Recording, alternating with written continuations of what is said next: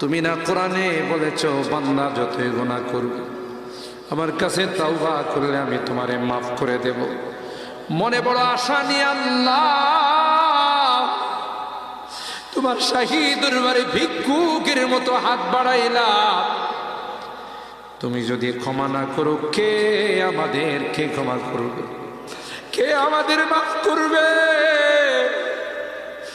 ভিক্ষুকে একজনের কাছে ভিক্ষা না পেলে আরেকজনের কাছে পায়, এক দুয়ার থেকে বিতাড়িত হলে আরেক দুয়ারে যায়। তোমার দরবার থেকে যদি মাহরুম হয়ে যায়, বিতাড়িত হয়ে যায়, কার কাছে যাব? কে আমাদেরকে ক্ষমা করবে? মালিক রে, কাঙ্গালের মতো হাত বাড়াইলাম, তাওবা করতেছি আর জীবনে কোনোদিন নামাজ ছাড়ব না।